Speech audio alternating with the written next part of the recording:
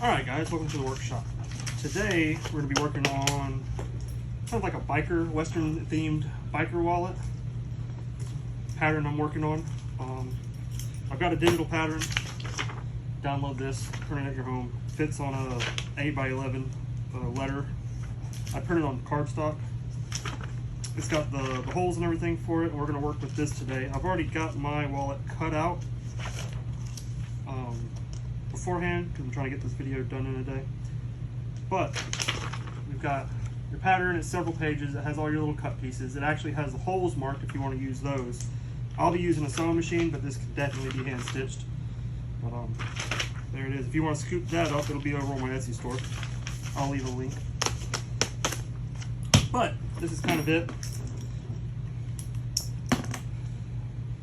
Just a kind of a roper wallet. It's got my cards in it right now. But let's build one of these, and I'll show you how to do it. So let's get to it. Oh, and Leo, you want to say hi? Just me and Leo here today. All right, here's kind of a up close look at the pattern. It's got all the stitch holes marked for you, and this is kind of just a layout pattern. You'll see where all the pockets sit and everything, and make sure you print it to scale. That's important. But that's basically the layout. There's your outer shell. It shows you where to put the decorative corner piece, and it has marks for you to sew on the flap. And then that's where you'll put your line 24 snap as well.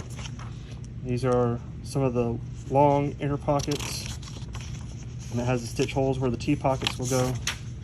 This is your inner shell, and it has 2 pockets on either side. That's where I keep cash. And this is all your small pieces. Your 4 T pockets, and then you'll have your left and your right, your decorative piece, and your flap. I would suggest lining this if you're using all 3 to 4 ounce leather, or you can use a single piece of like 4 to 5 ounce, something like that. But I'll be lining mine just because I like how the stitch looks, but it's not necessary. If you're hand stitching, I know that's a lot.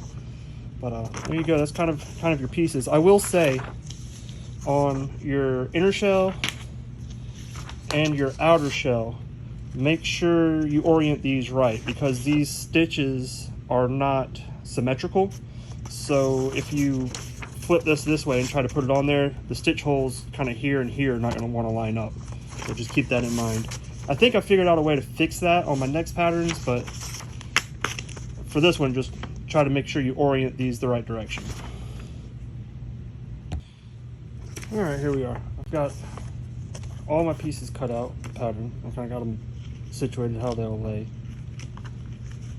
I went ahead and oiled all these. I'm just using a 3 to 4 ounce natural veg tan from Herman Oak, and all I've done was oiled it and hit it with a coat of tan coat to kind of finish them. Now, once you got all your pieces cut out, we'll start doing the edge work. And I cut these out with a laser. You can see how they're kind of singed. I just did that to save time on my end. But now we'll do all the edge work. We'll bevel and burnish and dye all the edges. So let's get set up for that. You'll do the front and the back. It's just a thin little corner. Some people like taking a bigger bevel with this thin leather. I don't want a big bevel taken off. On the back side, sometimes you just kind of scrape at it. Sometimes it comes off nicely.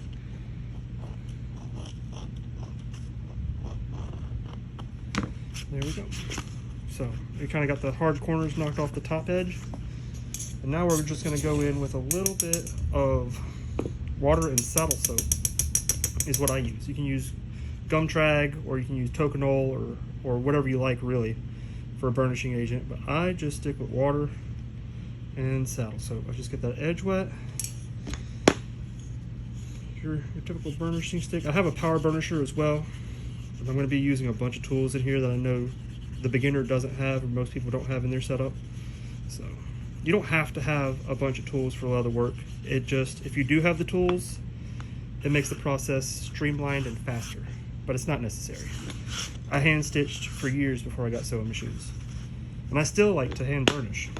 Anyhow, we'll do that to all the edges, all the top edges. And if you want, you can also dye the tops.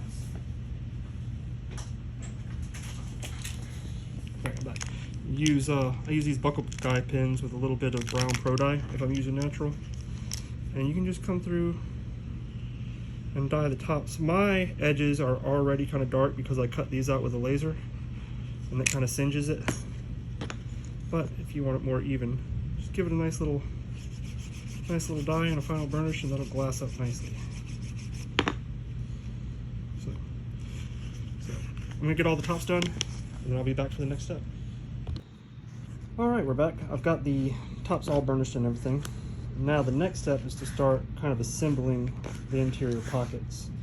And I like to use this Tanner Bond, I believe this is what it's called, from Buckle Guy, just for the interior pockets, these T-pockets only for this wallet. You can use glue, which is perfectly fine. It's just a little bit more difficult to get your glue line lined up if you're using contact cement, so I like to use these. But we're going to get tape on all of these T-pockets, and what we're going to do is take this piece, and you'll line up that pocket. Should have went ahead and taken the tape off of here. Alright, we're going to take the tape off of here.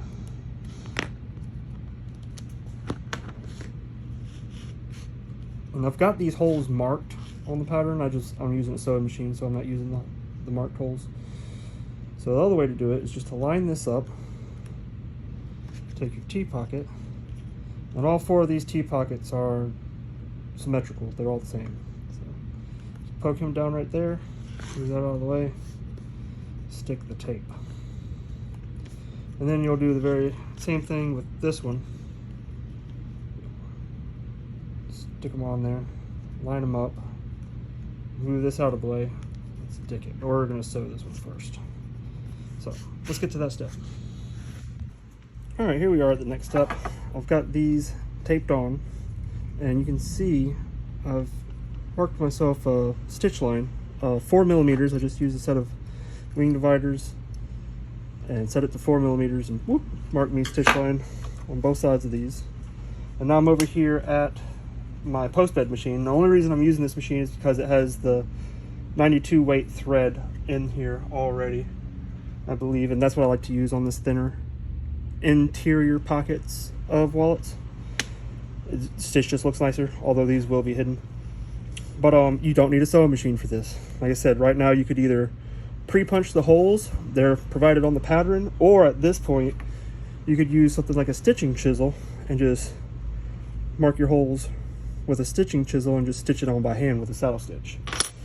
Not a problem. So, but I'm going to use this because I have it, and basically I'm just going to stitch these pockets down. All right. And you don't have to do a back stitch here, but I like to.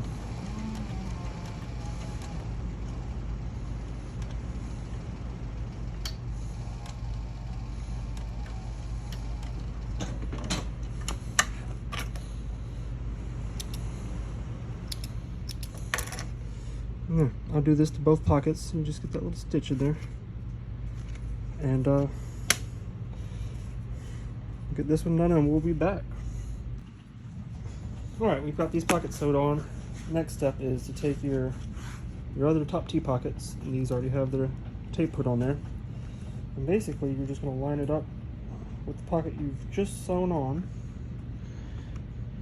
Make sure the edges line up the best you can. It doesn't have to be perfect, but as best you can. Now we're going to flip this pocket out of the way and stick this one. And then at this point, I'll go ahead and take my wing dividers set at 4 millimeters. Get him out of the way. Just mark myself a stitch line there. And then we'll do the same thing to the other side. And that'll be almost the interior pockets done. Alright. These interiors are sewn. Now we need to finish these out. We'll take these pockets here Another one's over there. Basically, we're going to glue up the interior. We're done with the tape for now. We'll use glue from here on out. And basically, you'll just mark the top of this pocket here. If you're all, try to get slightly underneath the pocket so it doesn't show. Essentially, I'm going to peel this back. And then I'm using a rougher. And from that mark you just made, all the way down and around, just rough up this leather, because I have oiled and finished it so it won't accept glue very well. And the glue that I'm using is a weldwood. It's just something I can pick up locally here at the hardware stores, but it's equivalent to something like a barge contact adhesive, contact cement. But you can also use like an Aqualim or something. The barge and the weldwood definitely have a smell to them, and they're fairly toxic. You don't want to be breathing those in a lot. So if you're going to use something like that, do it in a ventilated area. There's other glues on the market that you can use that aren't as bad for you, but that's what I'm using, weldwood. So we'll get these marked. Underneath there, underneath there. We'll get this roughed up, and then we'll bring it over to the glue table. And I'll see you over there. All right, it may be a little bit tougher to hear me now. We're in the warehouse and the fan's on for ventilation, and it's a very rainy day today. But essentially, I'm going to take your glue. And like I said, I'm using just a barge, or not barge, weldwood. I'm just going to come in a little more than 1/8 of an inch. You don't want this globbed on there. You want to thin it out pretty good.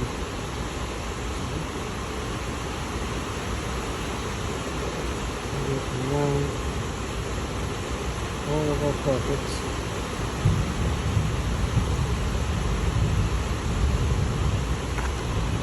We'll get this as well, right where you've roughed it up.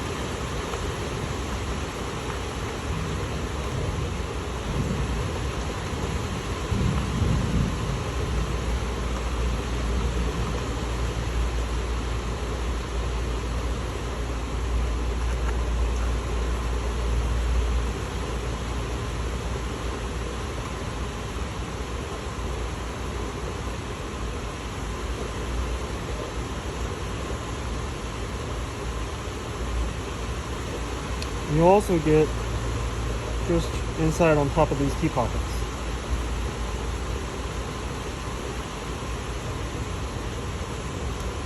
Try not to let them touch each other. You don't want glue on the face if you can avoid it. If you do get it on the face, let it dry for a couple of minutes before you try to wipe it, and sometimes it'll rub right off of there.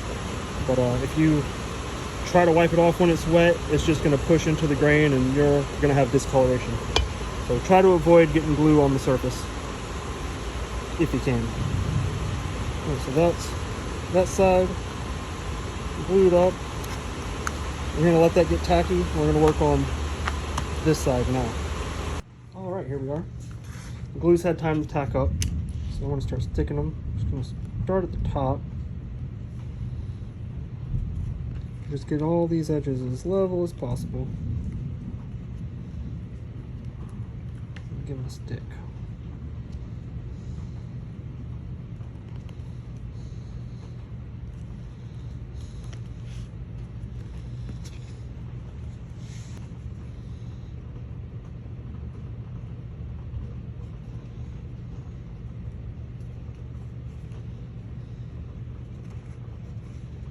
Line that up the best we can.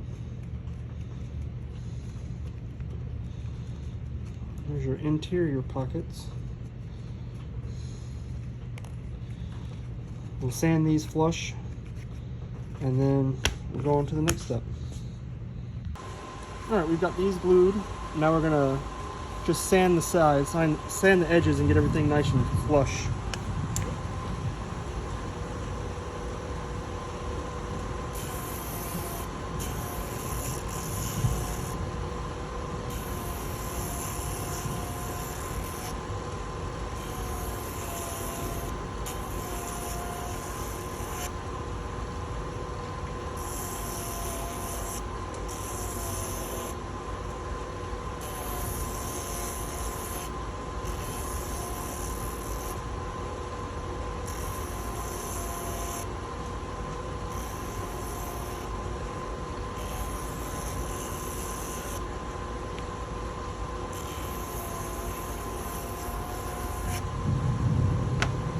Alright, here's the next step. We've got these glued up, edges sanded. Now we're going to burnish this inside edge. It's going to be a finished edge.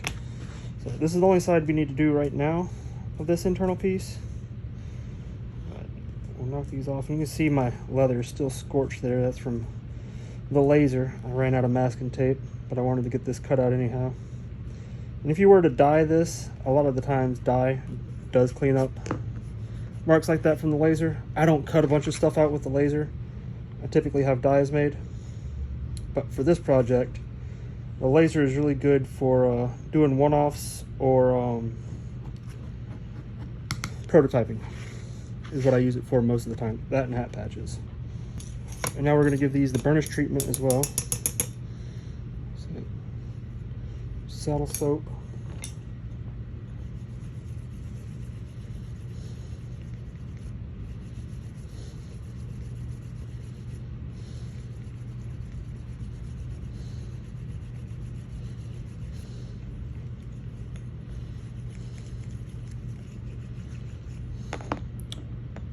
Nice and smooth.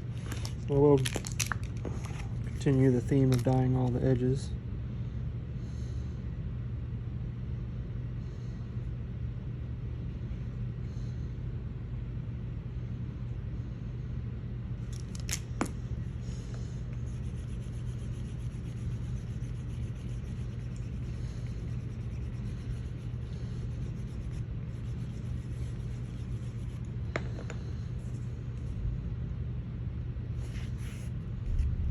Let's get the other side. Alright, now that we've got our internal pockets sanded flush, beveled, burnished, dyed, it's time to mark our stitch line on here. And I like to go basically just off this top pocket is where my first stitch will be. And then I go down to about there. You don't want to run it all the way to the end because you have another stitch coming across this way. So stop a few millimeters from the bottom. And I'll start basically a few up on this side and go all the way to right off the top of that pocket. So that's my stitch line.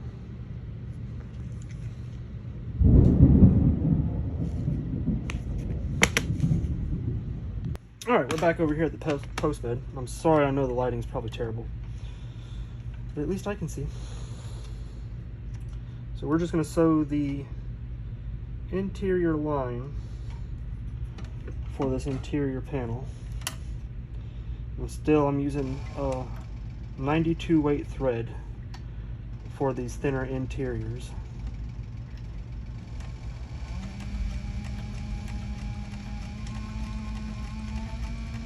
I just want to get on that line and write it. And again, you could use prigging irons or stitching chisels or the pre-punched holes marked on the pattern. You don't have to have a sewing machine for any of this. I'm just lucky enough to have equipment in the shop. Step 1, 2, back in the same holes. 3.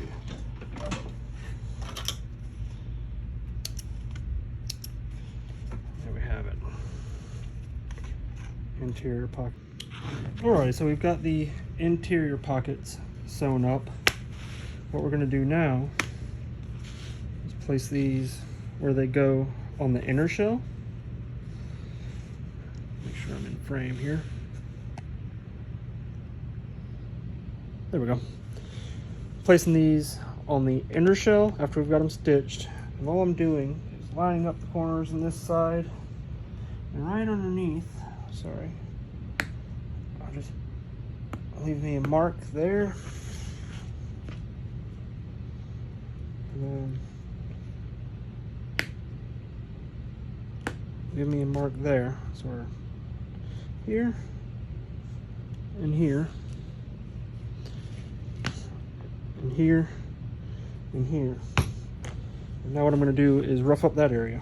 Just stay between your marks.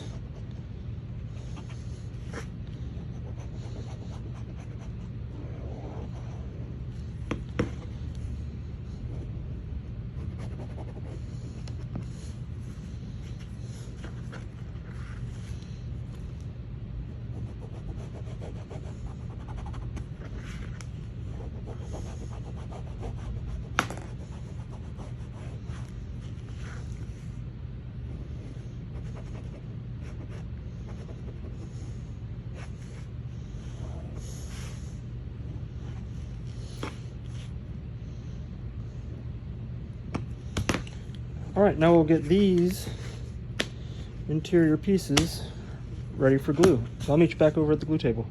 Okay, here we are back over at the glue table. Now we're going to glue up these only on 3 edges. And these are going to stick here, so we're also going to have to glue where we just roughed up. So.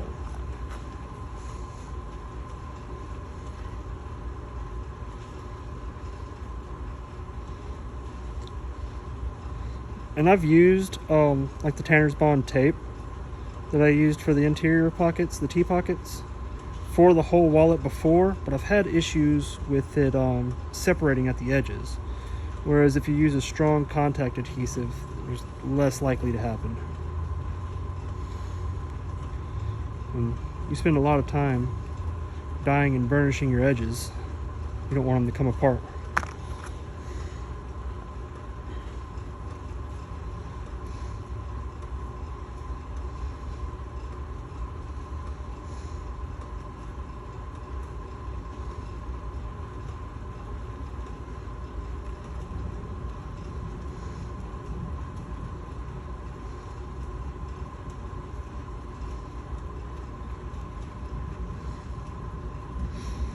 All right, now for the interior piece, just try not to go past the lines that you've marked for your pockets. That way nobody sees any glue peeking out. You wouldn't want that.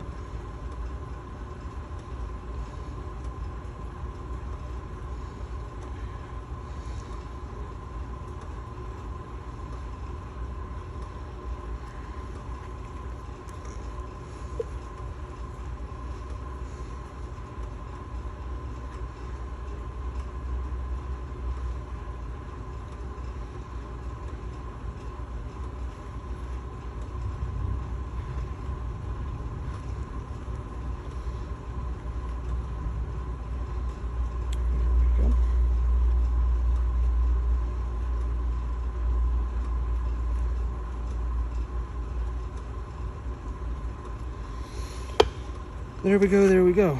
Now, let's let these get tacky. All right, here we are. We've got our pieces prepped and glued. Interior pockets are ready to stick. Everything's gotten tacky. This is gonna be difficult on camera, but I'm gonna try to keep it in frame for you. At this point though, it is pretty crucial if you're using the holes marked on the pattern that you make sure that you have the upside facing up. If you stick these upside down and this is backwards, these holes on this will not fit where they're supposed to on here. So make sure at this point that this piece is oriented right. If you're punching your own holes or using a sewing machine, stitching chisels, whatever, this doesn't matter because you'll make the holes later on. But if you pre-punched your holes, make sure you got this oriented correctly. Line this up as evenly as you can. It's leather, pieces stretch sometimes, but as flush as you can possibly get it by hand. We're gonna sand some of it, but you don't want to sand a lot, you know.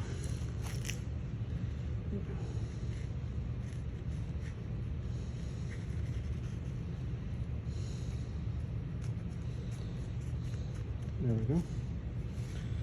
That's pretty close all the way around. Let's get that pushed down nice and tight. And I have a hammer too. I'll take this over here and I'll hammer down my glue line just to make sure it is bonded really well. The better you bond it, the less slipping you're gonna have whenever you're stitching it, especially under a presser foot.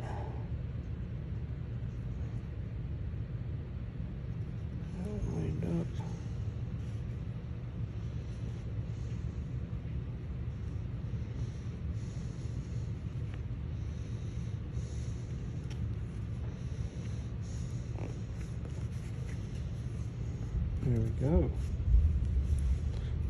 It's pretty decent. Pretty decent. And now what we're going to do is take this to the sander and just true up these edges and get them nice and flush and even before we go to the next step. you kind of see how this is going to come together. Getting there.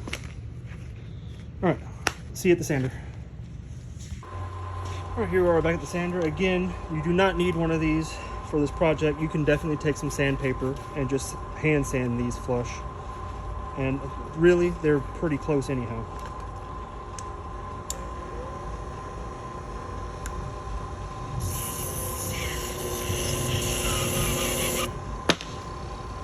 All right.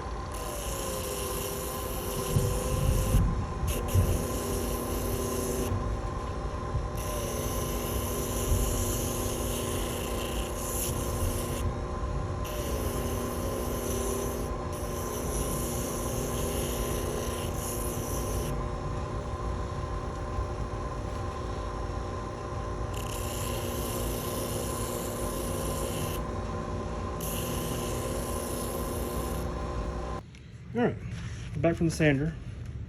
We got all the edges sanded and flush. Interior pockets are stitched in. And this is the finished interior shell. Now, we've got to focus on the exterior before we stitch this guy in here. All right, I've got my outer shell pattern cut out. We're just gonna put this up here.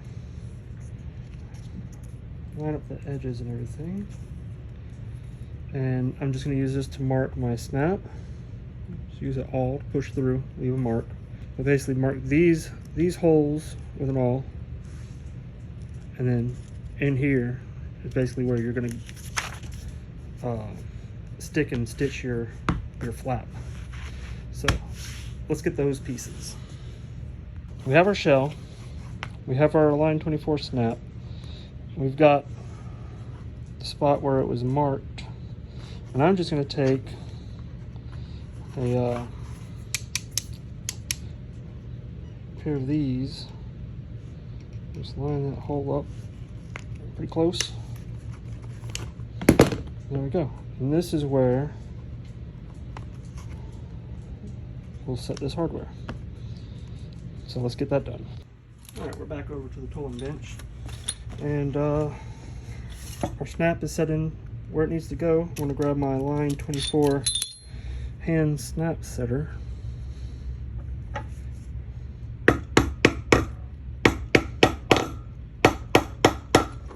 I like to set it until that mill piece won't turn. There we go. So we got a good set on that. Looks good. Now we need to do the decorative corner and the strap. All right, here we are again. We've got the snap set. I've taken the decorative corner piece and I've put some of that double-sided tape on here. We're just going to line this up. I put it down here in this corner. You can put it whatever corner you want where you can fit it. It doesn't matter. Just keep in mind your strap is here, so here or here. I'm just going to line that up really well and get it stuck as flush as possible.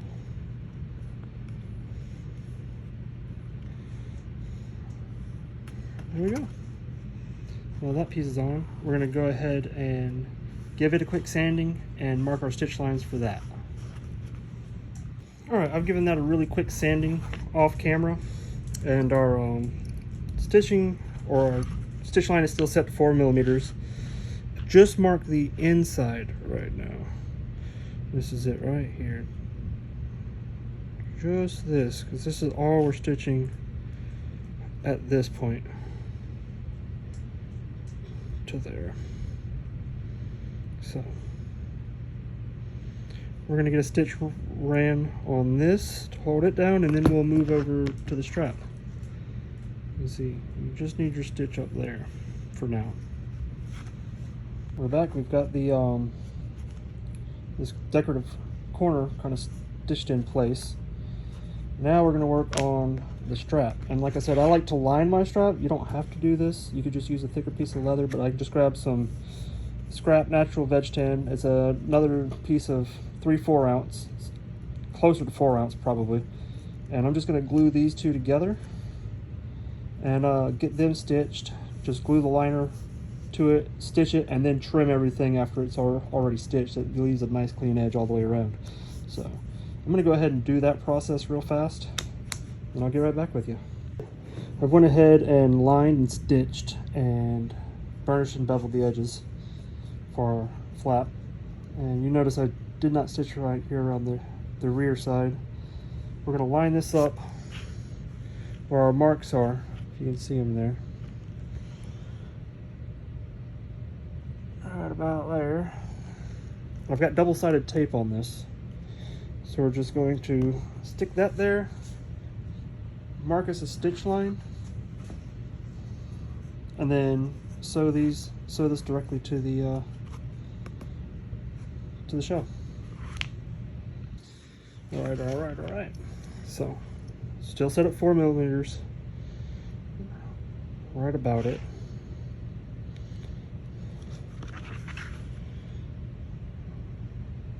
And that's where we'll run these stitches to secure our flap. So up here, we're going to go in the hole that we ended in. I'm not sure if you can see that over there. And we are going to backstitch this. Try to land in the corner the best you can.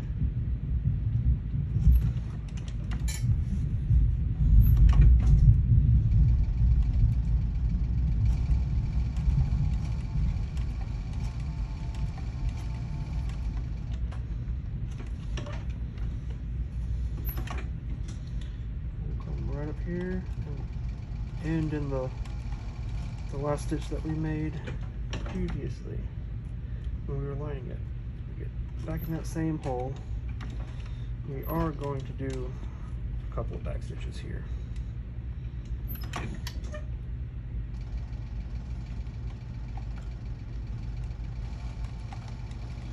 It's kind of a crucial stitch holding your flap on, so we want it to be reinforced. All right. And you definitely, when you're doing this, you don't want to stitch all the way to the edge on this. You want to be able to push it out of the way. That way you can still run a stitch along this edge to sew the exterior shell to the interior shell. All right, we're getting there.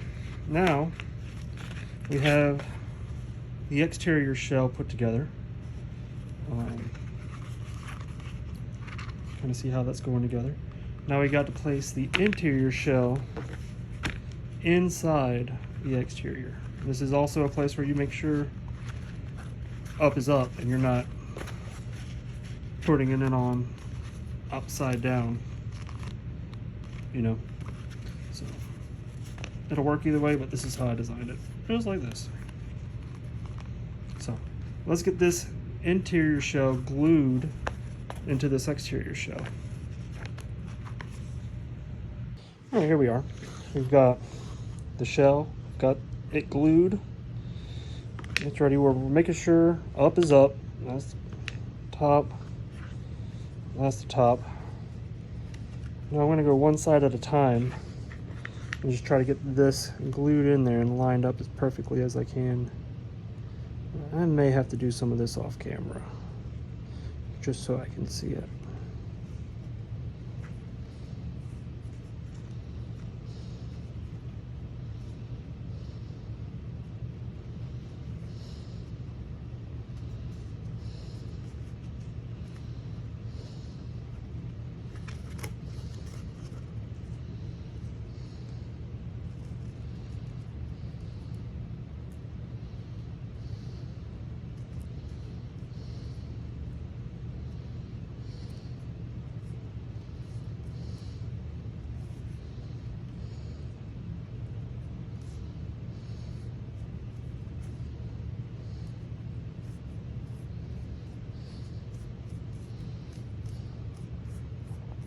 There we go.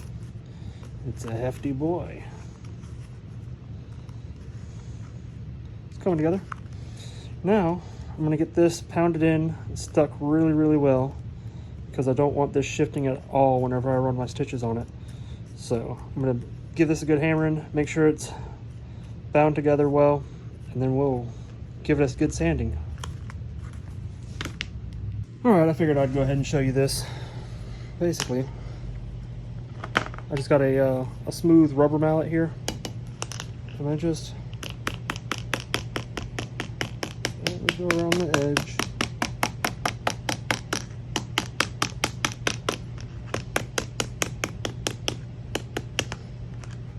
You have that snap, so you're gonna have to come off the anvil a little bit if you're using an anvil for this.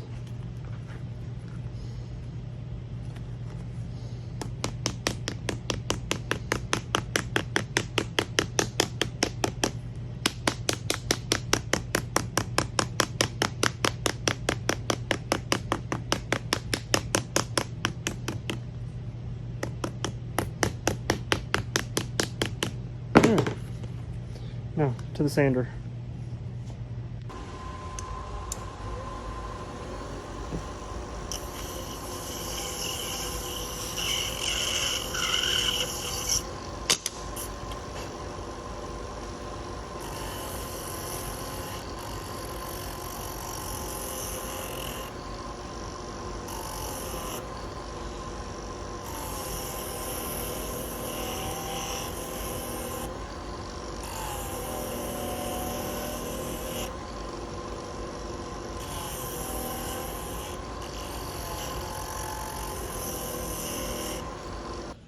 Alright, we're over here on the Class 26 now.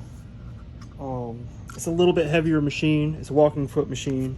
You're going through a few hefty layers whenever you get into this corner. So I like to run a little bit of a bigger thread. I'm running 138 in this one. And this machine is more than capable for a wallet this thick. But I also just like the way the 138 thread looks on the exterior shell. It's a little more rugged. It's the thread that I use on my belts and some small holsters and stuff. I'm going to start and stop the stitch underneath the flap, just because it's kind of hidden there. And shell side up, we're just going to run this. I've marked my stitch line already with my wing dividers. We're just going to roll and keep our fingers crossed. I'm not back stitching here because I am coming all the way around, and the plan is to overstitch. And I've got plenty of bobbin to do that, I believe.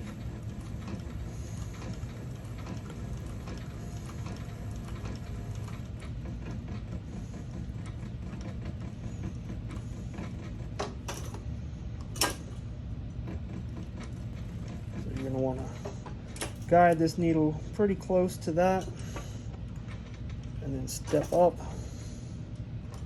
And then I like to reinforce here, so I'll actually go back a stitch and back into it, and then we can continue.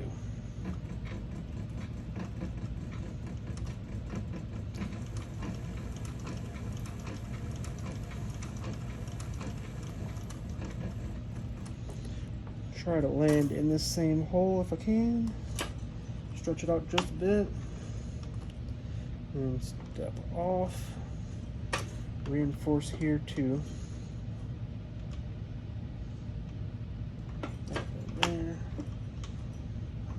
then carefully get that walking foot off that reinforcement. And there we go.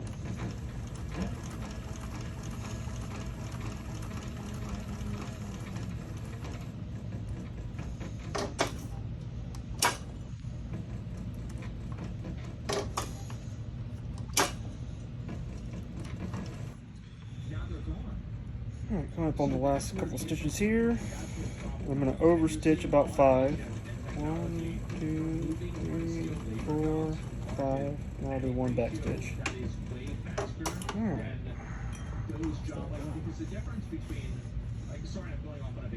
Inside looks pretty good.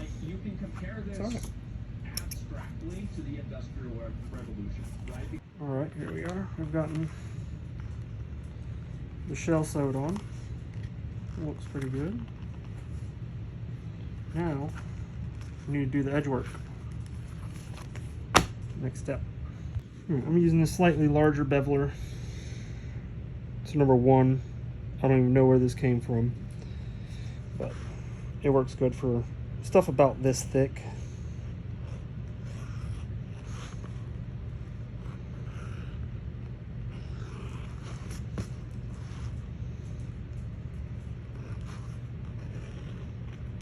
Drop here.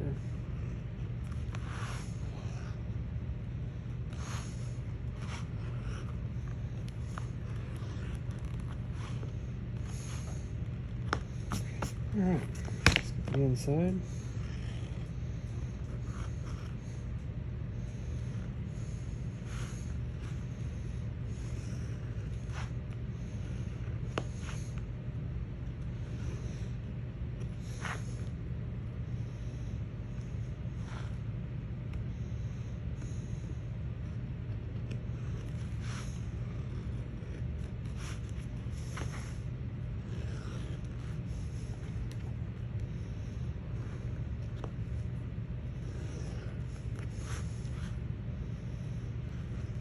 There we go.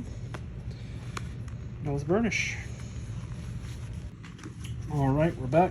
I've finished up the edges. I've got them burnished pretty decently. Now we need to set the snap. And how I'm going to do this is put this right where I want to see it. Just give it a good push. It'll leave me a mark. Center up in that mark the best I can. And you can set just a regular line 24 snap in there and just have you a snap. But I've got this little Liberty, I believe it's a walking $half concho. And I've got this little screw adapter so I can actually screw the female cap in here.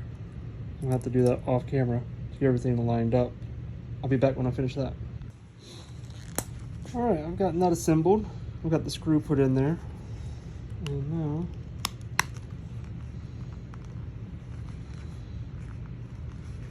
there we go. Looks decent, other than my laser scorching it. But like I said, if I make a lot of these, I'll get dies made, and that'll solve that problem. Now, optionally, and I'm going to do it, is you can put on your braided lanyard. Right here, I use some hardware from Buckle Guy, and if you guys want to see this, I'll do this in a separate video, because that braiding that alone could be a video in itself. But I am going to add it to this, and how I'm going to do that is just put an eyelet back here. I'm going to make sure to catch both layers of leather there, put an eyelet and a ring, and then this trigger snap will attach right to that ring. But that's it. If you like it, if you like this build, if you like this content, just let me know, leave a comment. Like I said, the pattern for this is going to be on my Etsy shop. This one will be mine. The next one I make will probably go up there. All right, well, I appreciate you hanging out and watching this, and hope you enjoyed the build.